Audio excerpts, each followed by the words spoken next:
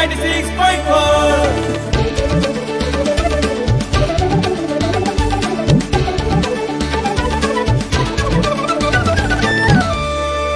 Radio Sandhi 96.4.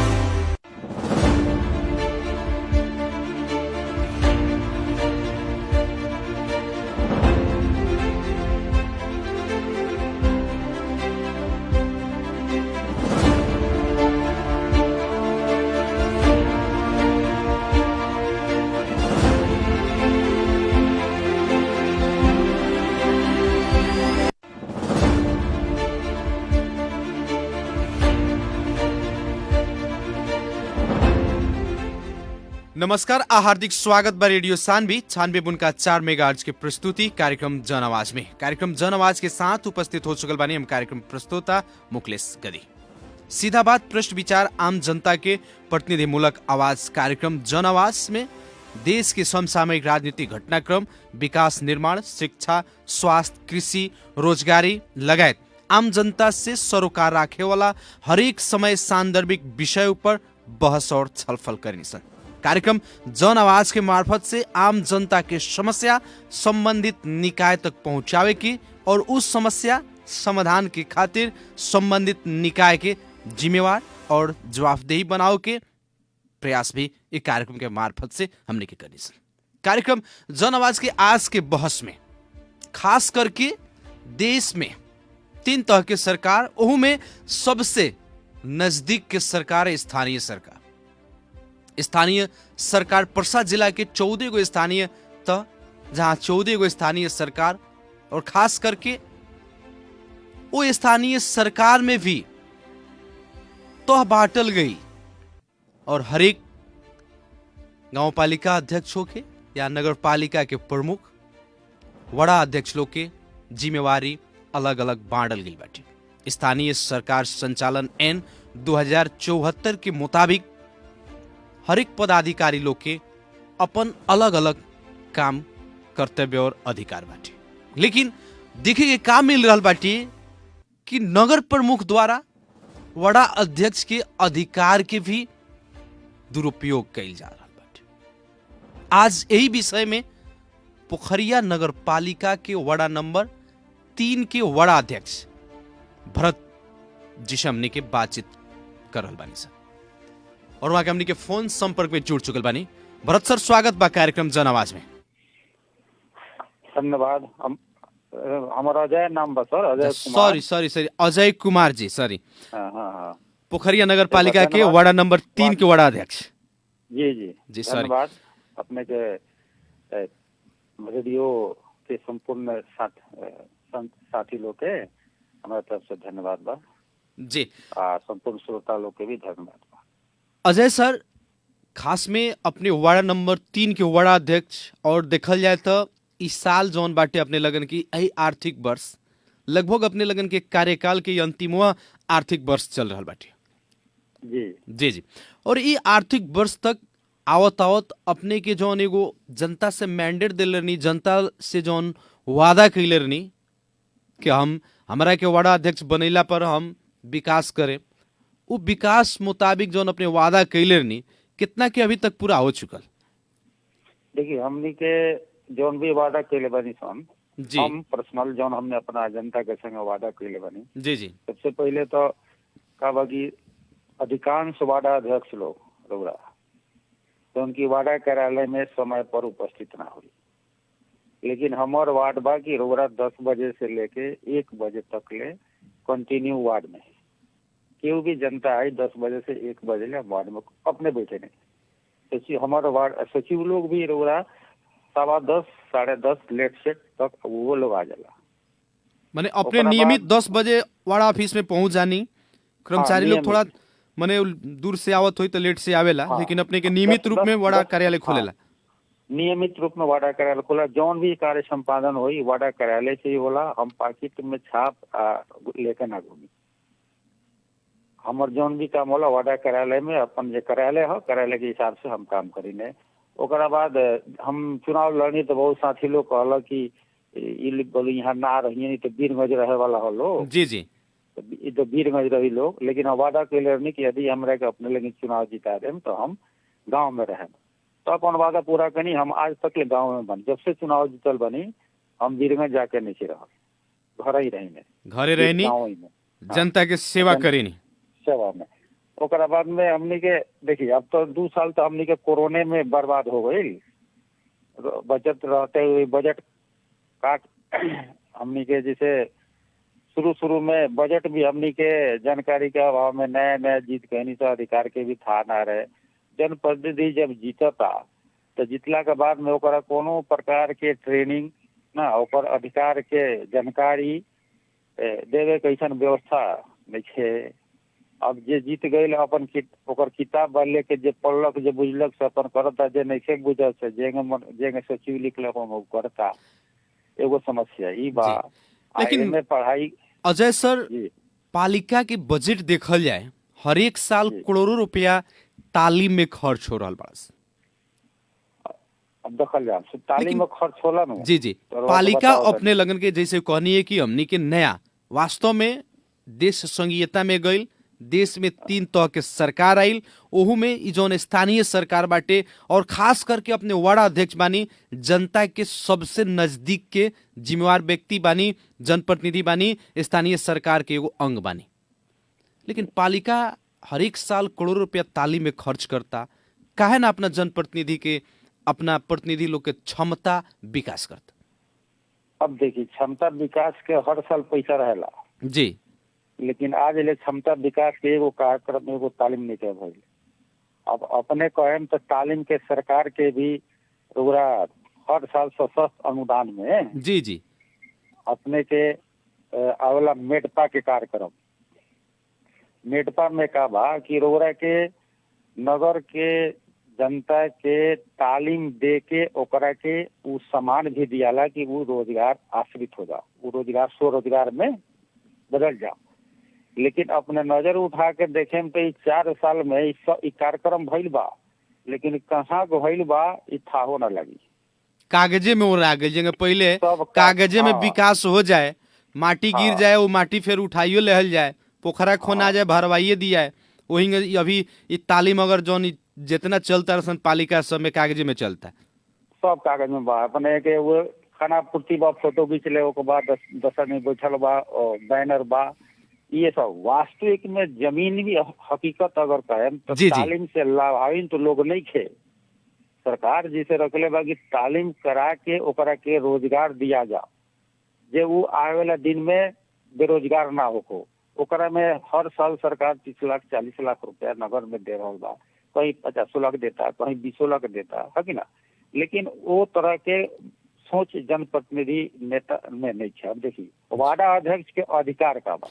अच्छा सुनी सर, अपने से हम पूछे के चाहे अजय सर की 4-5 वर्ष के दौरान में अपने तालीम संचालन करेनी है कि ना अपना वाड़ा के बजट जी से? ना, हम अपना वार्डा के वजह से हमनी में तालीम नहीं है। तालीम ऐसा नहीं है कि हम से देखिए शुरू में जितनी सन तो पहलका साल हमनी के बजट मिलल जमा सशक्त माने योजना बांट फाट कर दे। हर क्षेत्र में किसी क्षेत्र में लगानी करे के बा इतना %, स्वास्थ्य में लगानी करे के बा इतना %, बाल बालिका में लगानी करे 72%, अब बजट मिलल कितना 25 लाख जमा।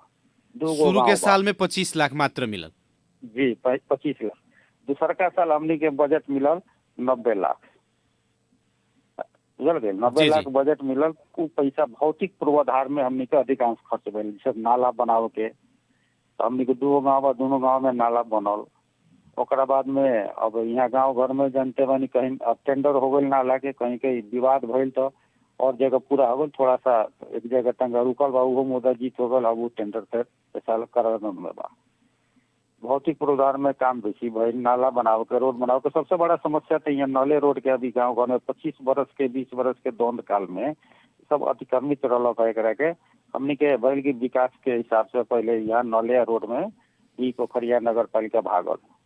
तालीम में अब रह कहें तो तालीम के हमनी को तरह से कोनो वातावरण भी ना मिलल, या वो तरह के कोनो अच्छा ना होला कि अब के सलाह भी हमनी के ना दिलक। जी जी, सलाह भी ना मिलल। वैसे अब के जौन भी केहू सलाह देवला तो हैरा खन दी कार्यक्रम रखना, माने जनता के प्रत्यक्ष लाभ होखे वाला योजना पर अपने ज्यादा ध्यान देनी। हाँ, तो उ तरह के तालीम मोलिम हमनी में नहीं छे बोल आज तक ले। ठीक बा। अब यहाँ सशक्त अनुदान के जौन भी आवता तालीम मोलिम, तो सशक्त अनुदान के देखी जौन भी पैसा आवता पालिका में, तो ओकरा खर्च करे के निर्णय करके खर्च होला, लेकिन हमनी के नगर पालिका में निर्णय ना होला।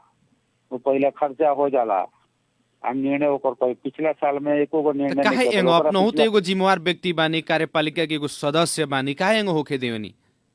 अब देखा जब होला ये सबसे बड़ा समस्या का बा, ये रउरा एक साल में 2 गो हाकिम साहब बदले लोग। जी, अब 2 गो हाकिम साहब लोग बदली तो एक आदमी आई तो 3 महीना ओकरा जाने में लागी, एक आदमी आई तो 3 महीना उ जानी, जानते जानते तले अभी तो लागत है कि महीने महीने कहीं ना कहीं अपने के पालिका में अधिकृत लोग चेंज होता है। हाँ, अब देखिए, अब उ जानी बेचारा जे भी आई उ जानी बुझी तले ओकर सरुआ हो जाई। तो अब बानी तब फिर एक आदमी जे रही लास्ट वाला उ कही कि जल्दी से परिशोध कर दी लगी, ना तो यहाँ मास्टर साहब लोग चढ़ रही, कर्मचारी चढ़ रही कि हमरा तलबे नहीं मिलो। जी जी, है ना। तो अब समस्या का होला कि सब लोग कहीं मुखिया जी में दोस्त बा, तो ज्यादा माने अगर खोजबीन करे लगे तो लोग इस समाजों के लोग बा सन की लोग कहीं दादा इनका नहीं थे इसमें मिलल, वही से बेसी चिल्लाता रहे। एगो समस्या इहो बा जी, बुझल गई। अब हर चीज पूछल जाए, ओकरा के बैठक होला, आदमी बैठी 10 दिन 15 दिन बोर्ड के बैठक हुई, तब न केहू पूछी रोकरा से कि हमनी के शीर्षक बाजी फाइल मांगल जाए तो फाइल रहेला बीरगत, एगो फाइल अपने मांग दिया ऑफिस में, तो ओकरा बाद 15 दिन बैठके ना हुई, 10 दिन होकबे ना करी। फाइल रहेला कर्मचारी के घरे, अपने फाइल यहाँ आके मांग दिया पिछला साल के, तो वो ऑफिस में ना भेटाई। वो रहला अकाउंटेंट के घरे, कोनो फाइल रहे हाकिम साहब के कोठा में, कोनो फाइल बीरगंज ऑफिस में। अपने बताई कि वार्ड छोड़ के अब खाली वो लोग पीछे पीछे हमनी के दौड़े के मिली। यानी कि बड़ा अध्यक्ष जी जैसे जनता अपने लगन के जिता के बैठैलक शासन करे के, शासन व्यवस्था संचालन करे के, काहे कि जेंगे देश में संघीय सरकार बाटे, आम जनता के बुझाई एगो बानो के नेपाल में सरकार बाटे, केंद्र में सरकार बाटे, जेंगे सरकार के प्रावधान बाटे, ओकर जेंगे सिस्टम बा, उहे सिस्टम तो हमनी के हर एक पालिका में बाटे।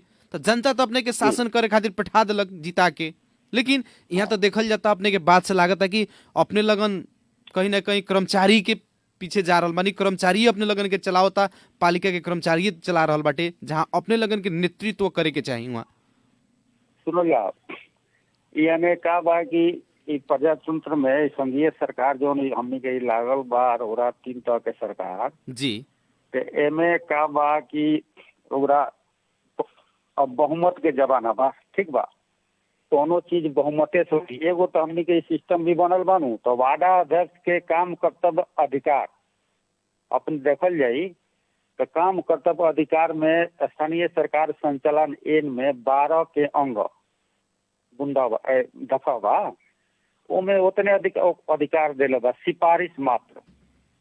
ओकरा बाद कार्यपालिका के बैठक में जाए के, कार्यपालिका के बैठक के करेला नगर प्रमुख, नगर प्रमुख कही तो हाकिम साहब बैठक करी है, तो ओकरा बोली कि 3 महीना में बैठक होला, 1 महीना में 3 बेर हो जाई, आ 4 महीना में 1 बेर हुई। यानी कि मेयर साहब के जब आवश्यकता पड़ी तो हुई, अपने लगन के आवश्यकता पड़ी तो ना हुई। ना हुई ना, हमने काला से कैसे बैठाई हाकिम, हाकिम बैठा सकता बैठ। अब देखिए यहाँ संपूर्ण अधिकार ले जाके नगर के कोई भी गांव पालिका हो के नगर पालिका हो के संपूर्ण अधिकार नगर प्रमुख, गांव पालिका प्रमुख और प्रमुख प्रशासकीय अधिकृत में निहित बा जी। हमनी के काम वार्ड अध्यक्ष का बा 12 के अंग में सिफारिश करी। सिफारिश के बाद कहीं नहीं अध्यक्ष जी, अब जैसे सुने में आवता है कि अपने लगन के सारा सिफारिश अपने के नगर प्रमुख ही कर देता नहीं। हाँ उनका देखिए हमनी के वार्ड से संचालन सिफारिश करते हैं सब तो यहाँ राजस्व काटे के पड़े काटता आदमी जी। ऐसे कि ऊपर से लागल बा फलना सिफारिश के हतना राजस्व बा नगर से सिफारिश वो लोग करी कागज काटा लेके ना काटल तो हमने देखे नहीं गई तो लेकिन सीधे लिखल बा स्थानीय सरकार संचालन एन में 12 के अंग के जितना सिफारिश बा वो दफा के सिफारिश के बाहर नगर प्रमुख के अन्य सिफारिश करे के बा। जी जी। लेकिन अब जैसे कि जन्मदाता हो गई, बियाहदारता हो गई, संबंध विच्छेद के हो गई, बसाई सराई के हो गई, कोनो मुचुलका उठावे के बा ओकर सारा सिफारिश अपने लगन के बाटे करे के, लेकिन वो सिफारिश मेरे साहब कर देता ना। हाँ हाँ बारम्बार तगादा कैले के बाद भी आदमी कहला के बाद भी भाई रोगरा काहे करते नहीं हमनी के वार्ड में बैठते बनी सो ओकर हम ना करम सिफारिश तो राउर काम हो हमरा पर सूचना काटे के जी हमरा जी। के हाजिर करावे के कि रोगरा सिफारिश काहे नहीं की करो ना करम तो हमारे पर कार्रवाई होके के चाहिए। कानूनी कहता स्थानीय सरकार संचालन ई कहता ई अधिकार नहीं कर दे कि लिया ने सही कर दिन तू ले जा। अब समस्या देखिए 3 तरह के सरकार बा यहाँ ऑफिस के प्रमुख लोग भी जैसे नगर मान ली कि भूमि मालपोत कार्यालय बा या अन्य भी जितना भी कार्यालय बा वहाँ जाए तो वो लोग के भी नहीं थे नगर प्रमुख के सही कर बा तो हो गई।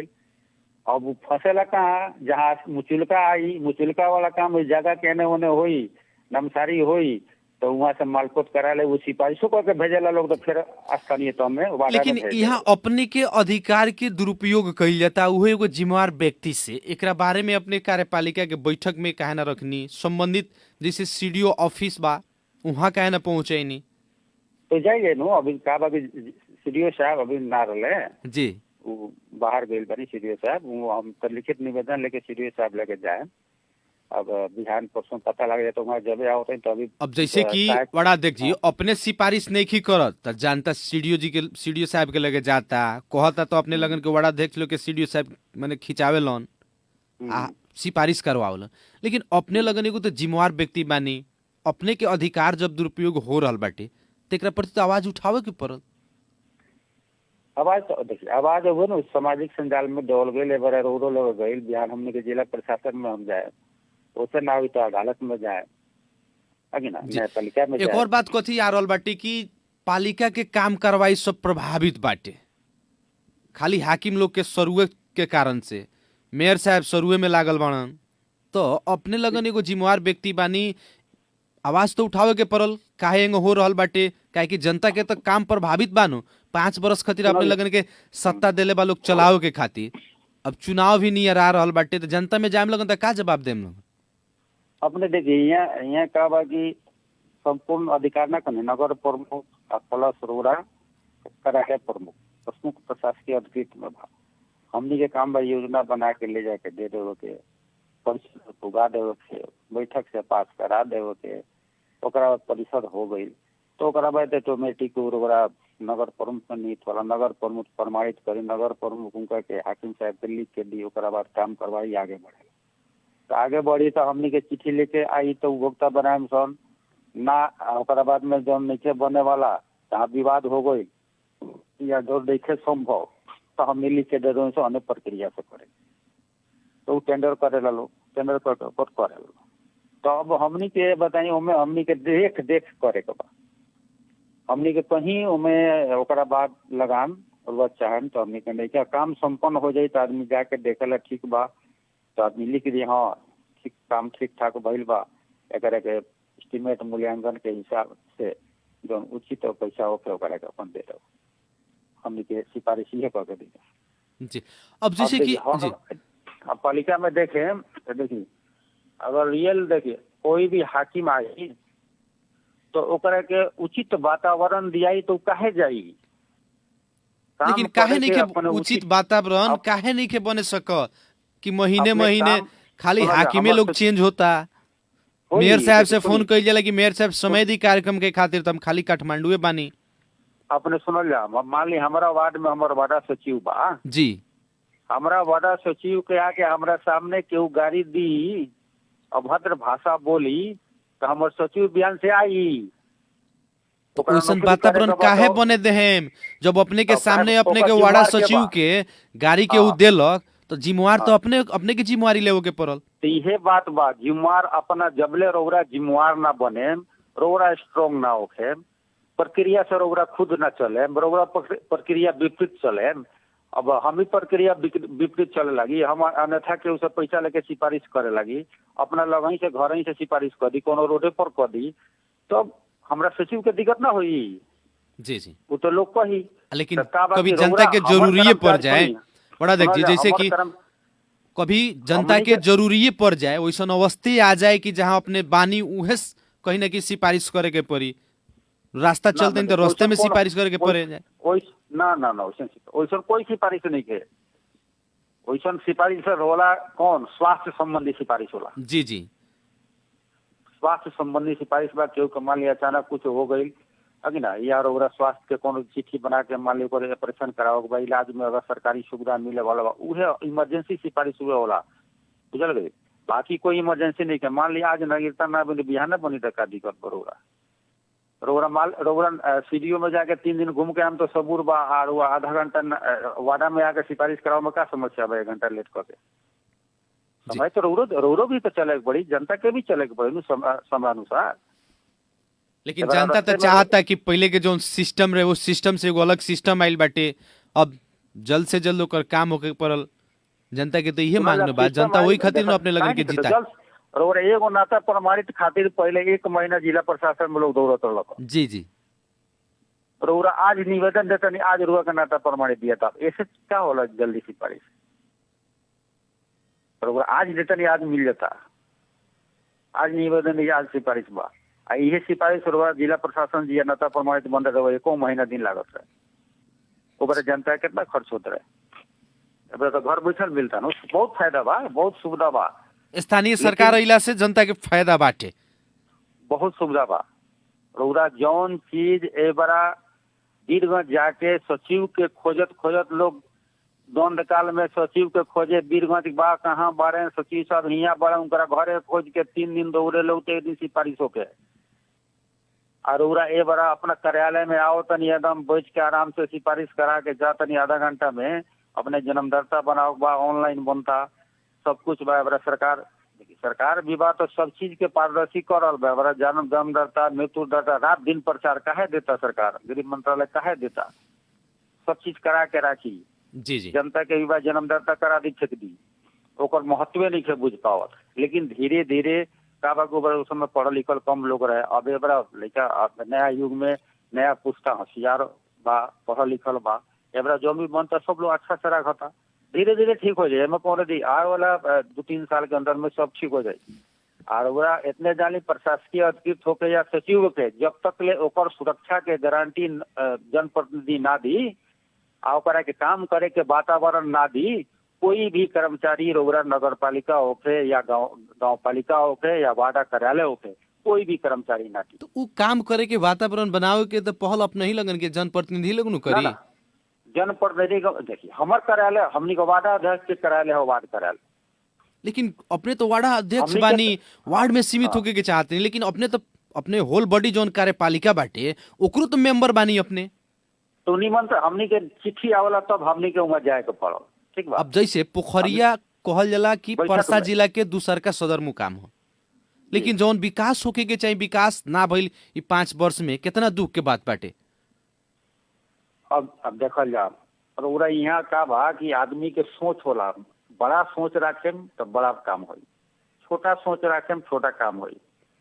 ई 11 करोड़ 11.5 करोड़ रुपया वित्तीय हमनी के सशस्त्र का बोला समानीकरण के जो पैसा आवत अनुदान, जी इहे पैसा में 10 गो वार्ड अध्यक्ष आदमी लटपटाई रहेला लोग खाली हावी जावी में करके केंगे होई एकरा के। अब देखिए पिछला साल प्रशासकीय भवन के पैसा 80 लाख आई, उ रुपया आइल गइल कुछ ठाए न लागल का भइल पूछा जाला तो अभी बोलू नहीं खे गइल केहू कहला चल गइल। तो का बाकी सरकार तो दिलक प्रशासकीय भवन बनाई, अच्छा भवन बनाई। जैसे बड़ा मान ली कि उन्हें कबल हमने के बौद्धरा माई में ना का परसागढ़ी में अपने के प्रशासकीय भवन बनता। जी जी। उ केंद्र के बजट है। पका मैनपुर गांव पालिका में भी उद्घाटन भइल बाटे। भइल बा। जी, जी। पोखरिया में पछल पैसा आई रहे। अब बताई प्रशासकीय भवन आई तो जौन आई तौन पोखरिये में हो जाए के चाहिए, पोखरिये में बन जाए के चाहिए। पोखरिये नगर पालिका खाली पोखरिये में विकास ही तबे नगर पालिका हो। वहाँ जगह नहीं थे तो पैसा के उपयोग दूसरा माने नगर भीतर में नहीं हो सकत।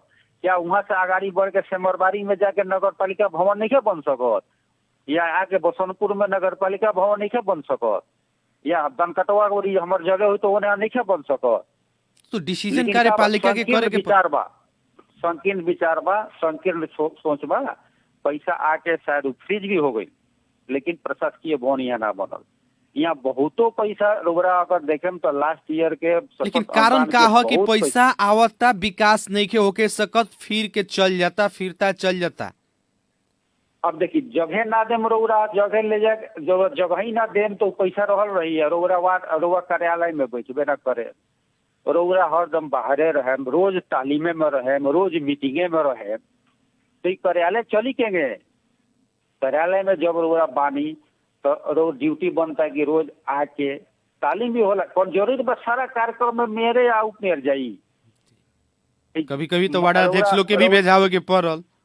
सुनल हमरा कार्यपालिका सदस्य में मनोनीत बा, ओकरा के नहीं भेजल जा सकत। कहीं कहीं वार्ड अध्यक्ष के नहीं भेजल जा सकत जी। तो रउरा सब चीज अपने करे, सब चीज अपने छेक के रखले रहे तो विचार बड़का ना रखे तो कहाँ से होके सकी हुई। जैसे विचार बदले के पड़ी, अपन व्यवहार बदले के पड़ी, बड़ा सोच रखे के पड़ी। तो इस सारा योजना बा छोटा मान ली 10-11 करोड़ रुपया आयल तुरंत वार्ड में, जहाँ जहाँ विकास बा अपन जहाँ जहाँ करे बांट देती है, तुरंत देती यहाँ से सिफारिश लेके जाए ना। बाहर के पैसा ना लिया रउरा तो यहाँ कथी हो बड़ा हमनी के वीरगंज महानगर का विकास कथी से, वीरगंज महानगर के पैसा से बोल विकास के पैसा से, सब एडीवीएल के पैसा। लेकिन कोई लोग लोग नु पोखरिया नगर पालिका खानी तो पोखरिया बजट में आवत हो जौन जाई फिर के नु। चल जाता उंग तो ना कोई लोग। तो पोखरियो में हो जाए, सोच बड़ा रही, ओकर प्रोजेक्ट रही, लेके जाई वहाँ ओकरा लागी। अब रउरा खाली पार्टी के पीछे पीछे दौड़ रही, दौड़ के हेकरा संगे दौड़ के ओकरा संगे दौड़ के ओकरा संगे दौड़ के उंगे ना नु होला। रउरा अपन स्टेटस बना के अपना से अपन काम करे के पड़ल। संगठन संगठन से सब लोग आइल बा तो जहाँ और विचार हुई तहाँ जाए, लेकिन जहाँ हमारा आवश्यकता बा जौन पैसा आ गए ओकरा के यूज करे के पड़ल। सबसे पहले यूज करे के क्षमता होके के पड़ल। रोरा अपन पैसा तो यूजे नहीं करत, अपन पैसा यूज नहीं हो तो बाहर के पैसा आके भी फिरता होकर चल जाता। बताइए पोखरिया अस्पताल के अवस्था देखल जाए तो रोए के मन करेला। अपने लगन के कितना बुझाला जन प्रतिनिधि बानी लगन, काहे कि अब जेकरा लगे पैसा बा तो वीरगंज चाहे प्राइवेट हॉस्पिटल में जा रहल बाटे, लेकिन जेकरा लगे आर्थिक अवस्था कमजोर बाटे वो लोग खतरा तो कम से कम सोचे के पड़ल। अस्पताल के सुनल जाम, अस्पताल में व्यवस्थापन समिति बा, लेकिन व्यवस्थापन समिति के कोई अधिकार नहीं है। व्यवस्थापन समिति के एक एगो अधिकार वहाँ देवल बा कि जौन व्यवस्था पहले से कर्मचारी जौन करार के बा ओकरे के खाली म्याद ठप करे खातिर आ ओकर तलब बढ़ावे खातिर इतने अधिकार ओकर बा। बाकी जितना भी पैसा आवता सब नगर से चलता, सारा अधिकार अपने में केंद्रित कर रहल बाटे। हाँ, ओकर सारा अधिकार यहाँ नगर में केंद्रित कर रहल बा। खाता से लेकर के, बजट से लेकर के, ओकर खरीद बिक्री से लेकर सब ओजन होता। तो लगड़ियों के बदनाम करे खातिर एगो वहाँ बना देवल बा कि यहाँ व्यवस्थापन समिति बा, गाड़ी सुनो व्यवस्थापन समिति, बुझल गए। दोसर कुछ नहीं का। दूसर का बात देखिए, जब तक रउरा स्ट्रांग ना होके यहाँ उ अस्पताल में खाली लोकल कर्मचारी, अगल बगल के कर्मचारी रहला के चलते केहू का मर्यादा कर्म वो लोग बहुत लोग बा मर्यादे न बुझेला केहू के, बुझल गई। ओकर एक उपाय बा। शुरू में हमनी गनी अस्पताल में वो बेरा जब व्यवस्थापन समिति के हम सदस्य बन जइया, हमनी के व्यवस्थापन समिति में गनी सन 12 लाख रुपया साल के इनकम रहे। वो साल ओकरा के शुद्धिकरण करके ओकरा के पारदर्शी करके ऑनलाइन सिस्टम में लेवल गेल तक 52 लाख रुपया भाई। वो बड़ा कर्मचारी देखी 12 लाख से सीधे 52 लाख रुपया हो गए एक साल में। ओकरा बाद में रउरा कर्मचारी के जगह 8,000 7,000 तलब रहे सब लोग को बढ़ा के 15,000 भइल की कम से कम शर्म शोषण ना हो जी, एकरा के 15,000 लेके जाए जब तो तलब बढ़ा के 15,000 16,000 कइल गई। तलब तो बढ़े नहीं लगन, लेकिन वहाँ से गुणस्तरीय सेवा अच्छा जौन एगो देखिए, गुणस्तरीय आम जनता के सेवा खातिर लेके- सेवा सुविधा मिले के चाहे उ नहीं मिलत। नहीं मिलत, मिली कब मिली? वहाँ के जितना कर्मचारी बा सबके सरुआ करके स्थानीय तो उन्हें रउरा दोसर स्वास्थ्य चौकी में भेजाओ के पड़ी। आ स्वास्थ्य चौकी के कर्मचारी लिया के ओमे रखे के पड़ल। रउरा जबले रिफ्रेश ना करे ताजगी आई नहीं यहाँ का बा 20 साल 25 साल से एक एगो स्वास्थ्य चौकी में जे बा वही जन बा एक जगह से मास्टर 25 बरस एक जगह बा। अरे नगर भीतर में ओकरा के राउंड कर दे खातिर का समस्या बा? राउंड करे में सब लोग नया जगह जाई, नया चीज मिली, नया ऊर्जा मिली, वो काम करे के इच्छुक हुई, वहाँ काम हुई। एक बात कहत कहत हमारा 4 साल हो गए, लेकिन उ ना होके सकर। वहाँ भी देखल जाम, वहाँ फार्मेसी बा नेते लोग के बा, वहाँ अपने से सब चलता। फार्मेसी में जब जाम दवाई ना रही, हर साल फार्मेसी के पैसे दिए, फार्मेसी के पहले रिकॉर्ड लेना रहे, फिर हमने के जब समिति में गई सन तो वो लोग के तलब रोक के वो लोग से रिकॉर्ड लेवल गई। 9 महीना दिन तलब रोकल गई रहे, तब ओकर कुछ रिकॉर्ड मिलल ओकरा के तो ऑनलाइन में डालल बा, मैंने मशीनरी में ओकरा के कंप्यूटराइज कइल बा। जी जी फिर भी रोरा अगर देखेम तो ओमे अब हमनी के अधिकारे ना मिली, समिति के अधिकार ना देम, सब अधिकार लिया के नगरे में रखेम तो जवाब के दी? तो ना जब अपने लगन के अधिकार मिलते नहीं खे, अपने लगन के अधिकार के दुरुपयोग कइल जाता तो आवाज भी तो नहीं खे उठत। बुलंदी के साथ आवाज उठावे के पड़ल, जनता में अब देखल जाए, जन चेतना सबसे जगावे के पहले- पड़ल, जनता में भी बात के ले जाए के पड़ल। देखिए हम तो अपना जाने भर में उनका के माने सिफारिश के मामला में बुझी कि 4 बेर 5 बेर हम उनका के कह देनी कि रुआ मत करी, अच्छा चीज नहीं है, फिर और अधिकार ना हो तो कहलन भैया एक बात ना हो। जी लेकिन बारम्बार करते जाता ना कर तो अब ना होला। एगो होला कि गुड फेथ में आदमी विश्वास लेके कह दिलन कि छोड़ दी भैया एक बात से ना होते ना तो लास्ट ईयर हम लास्ट ईयर ही उनका पर हम अथी करती। लेकिन फिर देखा था कि कंटिन्यूटी बात ठीक बा, हमनियों को फ्री कह देवे पड़ल, तो हमरो जनता के पैसा यहाँ ना लागे के पड़ल। जी माने जब वो लोग बिना पैसा के करी, निःशुल्क करी, तो हमरो जनता के यहाँ हमरो वार्ड में पैसा ना लागे के पड़ल नु ना। तो बताई हम सिफारिश करी तो जनता पैसा राजस्व बुझाओ, वो लोग सिफारिश करे तो फ्री में हो जाओ। यहाँ तो 2 किस्म के बात आ गई। अपने लगन बताई वार्डा तो- कार्यालय से राजस्व लेतनी, उ तो हाँ। उ फ्रीए में करतन, निःशुल्क करतन, तो ऐसे तो मैसेज गलत जात न बा जनता में। तो गाड़ी के सुना तो हम नहीं सुनते हैं जनता तो कहत होई कि वार्डा अध्यक्ष जी मुखिया जी हमनी से पैसा लेता रहन, आ मेयर साहब नहीं खन ले। हाँ कारण बा देखिए सब राजनीति करन, राजनीति करे के बा, राजनीति स्तरहीन राजनीति ना करे के चाही। राजनीति करेला तो ओकरा स्तर में रह के पहले से फायदा रहेला। अभी पिछला साल के जाए ना, पिछला साल के बहुत पैसा स्कूल फ्री चल गई, लेकिन आज तक ना ये लोग कार्यक्रम दी ना इ तो स्वास्थ्य की योजना देखेबे ना करेला लोग। ई बुझी कि पिछला साल गिरे ले तो देखैले और ओकरा बाद से तला उ लागल तो नगर सभा केंगो होला? नगर सभा जौना बेरा अपने लगन करे नहीं, वो बेरा तो सारा चीज देखावे के पड़ेला, तबे नु साइन करत होखे लगन, तब नगर सभा होला। वो बेरा ना देखे नहीं लगन।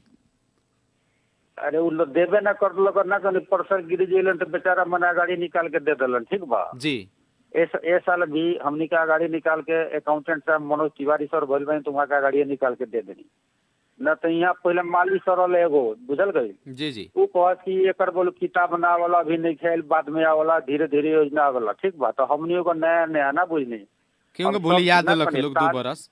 हाँ अब तब कोनो चीज जानकारी अब ना कने तालीम उलीम रहेला कि कौन चीज केंगे बा का बा, तब न समझ में आवला। अब तो जौन मान ली पढ़ लिख के आदमी जितना समझ में आता उतना करता। अच्छा वाड़ा देख जी, अपने के तो बात से लागत एकदम अपने साफा सीधा साधा बानी। अब जैसे कि जनता ई जौन अपने के 5 बरस बैठा के माने जिता के बैठैल, अभी तक बताई अपने के वार्ड में कई गो गांव बा? हमरा वार्ड में 2 गाँव बा। कितना विकास कईनी ई 4-5 वर्ष के दौरान में, 4.5 वर्ष देखिए के दौरान? संतोषजनक विकास बा ना कनी। जी। 2 साल हमनी के कोरोना में परेशान कर दिल, हमनी कामे ना। लास्ट ईयर भी रोरा योजना ना चले सकल। अंतिम में ये लोग हाकिम आइल तो अंतिम में कार्यादेश दिलक लोग, तो ओकरा बाद में पानी इतना ना हैरान कैलक कि रोरा काम ना हो सकल। जौन ए साल हमने के आशा रखले बनी सन कि संपूर्ण काम हो जाई।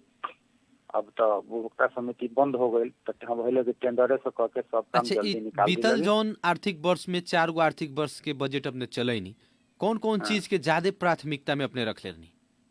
देखिए हमने के रोड भी बा, धर्म मंदिर हमनी गांव में बा, प्राचीन मंदिर राम जानकी मंदिर, ओकरा के ओकरा एकदम जीर्ण अवस्था में रहे, ओकरा के मरम्मत करके रंगरोगन करके अच्छा से ओकरा में ओकरा मने बैठे लायक जी जी, केहू भी जाए तो 1 घंटा बैठी तो ओकरा शांति मिली। हमें फूल उल पूरा लगा के अच्छा से साधु संत लोग 2-5 आदमी वहाँ बैठा था। हमारा वार्ड में 3 गो मंदिर बा, तीनों मंदिर के खर्च वो मंदिर के ही संपत्ति से दियाला। कई गो स्कूल बा बड़ा अध्यक्ष जी अपने के वार्ड में? 2 गो स्कूल बा, दोनों स्कूल में अपने के हमनी के दोनों स्कूल ठीक बा।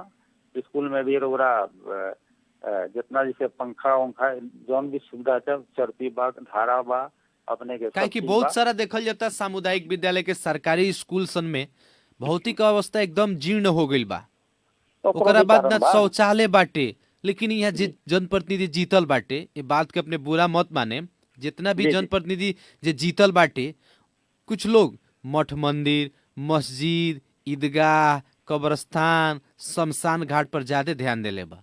लेकिन जहाँ से प्रत्यक्ष रूप में ज्ञान मिल रहा बाटे, जेकरा से सारा कहीं ना कि देश के भविष्य जहाँ से बने वाला बाटे, वहाँ अपने लगन के ध्याने नहीं खेजात।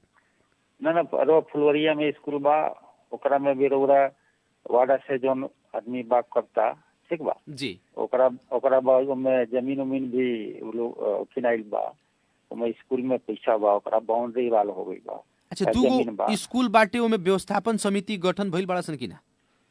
व्यवस्थापन समिति अब देखिए वहाँ बाटे फुलवरिया में, वहाँ व्यवस्थापन समिति बा जी, तो बसनपुर में व्यवस्थापन समिति बा ठीक बा जी। ओकरा बाद में खाजा वगैरह भी सब टाइम मने ओमे स्कूल में रौरा बच्चा सब खातिर पहले हमने यानी से कुछ ना रहे, तो हमें पंखा जाड़े खातिर हीटर भी हमें व्यवस्था कर। अच्छा, समय समय से स्कूल में अनुगमन में जानी कि ना अपने के 2 गो वार्ड में स्कूल बाटे, स्कूल में पढ़ाई होता कि ना, निमन से होता कि ना, टीचर लोग आवता कि ना, का समस्या बा विद्यालय में जानी अपने अनुगमन में? ना जी हम नहीं जाए सब जी जी। अच्छा, वाड़ा देख जी हमने जी एगो वाड़ा सदस्य जी हमर बुझी के रोज एक फेरा जाले स्कूल में जाले। हाँ, रोज एक फेरा जाके देख लो बा, खाजा चलता का बा कहेंगे बा, घूम के एक बार रोज आओ। मदन मुखिया भी नाम हो वहाँ के जी जी, वहाँ के रोज एक बेरा वहाँ के जाए के बा। अच्छा, हमने भी कार्यक्रम के अंत में बानी सन मुखिया जी, इस साल अपने खास में काहे कि तो अंतिमुआ बरस, अब तो चुनाव भी नियर आता, इस साल अपने के प्राथमिकता में का बाटे? अब देखा जाए हमने के प्राथमिकता में सब क्षेत्र में रखल बा। रोगरा अस्पताल में मान ली औषधि भी रखल बा, अपने के स्कूल में 2-2 लाख रुपया, 2 गो स्कूल बा 2-2 लाख रुपया रखल बा, कि जौन मरम्मत होई, जौन झाल धोखा अगर मान ली कुछ कमी बेसी बा तो ओकरा के पूरा करे खातिर है कि ना। स्वास्थ्य में, शिक्षा में रखल ही बा। ओकरा बाद में रोड में भी रखल बा, जहाँ रास्ता के कमी बेसी बा ओकरा रखल बा। दलित टोल बा, ओमे एगो धर्मशाला के रखल बा, वो लोग के रहे के, वो लोग के नहाए के है कि ना। वो लोग के 1-2 गो पर पाहुन होता तो वो लोग के दिक्कत होता है, मैंने केहू के यहाँ ले जाए में। जी जी, एगो धर्मशाला वहाँ बन के रखल बा योजना। ओकरा बाद में अपने के रोड रखल बा, माने हर एक सेक्टर इस साल अपने माने हर एक सेक्टर में अपन बजट रख ले बानी। अब जैसे जाड़ और में रोरा विपद खातिर कंबल उम्बल के भी वितरण, जो गरीब पीड़ित बा ओकरा खातिर कंबल के। लेकिन बड़ा जी देखल जाता चुनाव जितने नियर आता कल गैस ई सब बटाता रसन, अपने की योजना में बाकी ना गैस तैस नहीं है। गैस नहीं है। गैस कौन विकास हो बताए थे? ये तो व्यक्तिगत विकास हो गए, अपन कार्यकर्ता एगो पाले वाला, वोट कमाए वाला। वो तो देखिए, वो तो बिहान के डेट में जी जी, उस सरकार अगर महालेखाकार में जाए, ऑडिट रिपोर्ट में जाए तो बेरोजी हुई का वो तो समय बताई, बात बुझल गई। जी जी, वो कौन विकास हो? रौरा मान ले गरीब के अगर गैस के चूल्हा दे देतनी एगो जी विपन्न के, तो ओकरा कौन देवे पड़ल? जे गरीब बा जेकरा से ना किना सकती, ओकरा के गैस सिलेंडर देतनी तो स्वच्छ वातावरण में रही, फिर ओकरा लायक फिर ओकरा गैस भराव के 1600 रुपया होके के पड़ल होखे के पड़ल, जी, जी। महीने में। न तो का होता कि लेकिन इन्हें से तो दिया जाता गैस सिलेंडर आ चूल्हा, आ जब गैस हो रहा जाता तो सिलेंडर वो बेचा जाता। तो रोके को तनी जे रोरा अगर नहीं कर अगर वो सक्षम ना हुई, जे भी सक्षम बा प्रत्येक गांव में वो लोग के घरे एक अपने गैस बा चूल्हा बा सब पर बा। जी जे बड़ा देख जी असक्षम जाते बा- हमनी अंत में बानी सन कार्यक्रम के जोन अपने के हक अधिकार के जोन ई दुरुपयोग भइल बाटे एकरा ऊपर अपने कब से और कैसे आगाड़ी बढ़े जाते देखिए जाते जिला प्रशासन में उजूरी देम हम जी। जिला प्रशासन में उजूरी देम हो सकता बिहान अगर सीडीओ साहब फोन पता लगा फोन करके वहाँ आ गए लोग तो हम जाके उजूरी देम। ओकरा बाद उससे आगे जाए हुई तो अपनी के न्यायपालिका के जी। दरवाजा खटखटाए। अंत अंत में रेडियो सानवी सुन रहल आम श्रोता आम जनता अपने के वड़ा के वड़ावासी लोग के का कहे के चाहे? अब देखिए कोई भी चीज बा हम सब लोग के कहें कि सबसे पहले ई कोरोना के जो फिर लहर आ रहल बा एकर एक एक उपाय बा, अपने स्वच्छ रही, साफ सुथरा रही, अपना अगल बगल में गंदगी ना रहे दी, अपने जितने सर सफाई में से रहें जिंदगी में रहें तो अगर सफाई से रहें तो ओकरा कोई बीमारी हमनी के नहीं हो सकत। हमनी के उस सर सफाई रह के ई कोरोना आवे वाला दिन में जन कोरोना के जन फिर लहर नया आ रहल बा ओसे हम सब भाई लोग में अपील करें कि सचेत साफ रहे के सुथरा पड़ल, रह सुरक्षा के मापदंड के अपनावे के पड़ल। हाँ सुरक्षा के मापदंड के अपना के सब भाई लोग रहो कि फिर हमनी के उ दिन जौन पिछला 2 साल 1 साल पहले देखनी तो उ दिन देखे के ना मिले कि अपने बाल बच्चा अपने बाप के हॉस्पिटल में ले के धो देला के बाद में दोबारा देखे के मौका ना मिलल। जी चलिए ओइसन बहुत दिन बहुत फिर धन्यवाद भगवान ना देश। कार्यक्रम जन आवाज जैसे- के खातिर समय देनी इतना व्यवस्था के बावजूद भी एकरा ला अपने के बहुत बहुत धन्यवाद बाटे। जी धन्यवाद अपने के भी अपने रेडियो परिवार के भी आ संपूर्ण श्रोता में हमरा तरफ से धन्यवाद बा आ नमस्कार। जी नमस्कार आदरणीय जन समुदाय कार्यक्रम जन आवाज के आज के बहस खास करके पोखरिया नगर पालिका के वड़ा नंबर 3 के वड़ा अध्यक्ष अजय कुमार जी के साथ में हमनी के वहाँ की वड़ा के गतिविधि और साथे साथ वड़ा अध्यक्ष के जौन काम कर्तव्य अधिकार स्थानीय सरकार संचालन ऐन 2074 देले बाटे ओकरा के हनन भी कैल गई बाटे और उ अधिकार नगर प्रमुख जी के द्वारा हनन कैल गई बाटे दुरुपयोग कैल गई बाटे एकरा ऊपर भी वड़ा अध्यक्ष जी एक्शन लेवे के संबंधित निकाय में जाए के भी बात वहाँ रखनी है लगायत विभिन्न विषय में हमनी के बहस और छलफल कैनी सन। कार्यक्रम सुन के साथ देनी एकरा ला अपने के बहुत बहुत धन्यवाद देवे के चाहे। विशेष धन्यवाद प्राविधिक मित्र सानू जी के देते हुए कार्यक्रम जन आवाज के आज के बहस और छलफल से हम कार्यक्रम प्रस्तोता मुकेश गदी आज के खातिर विदा चाहत बानी। प्रणाम।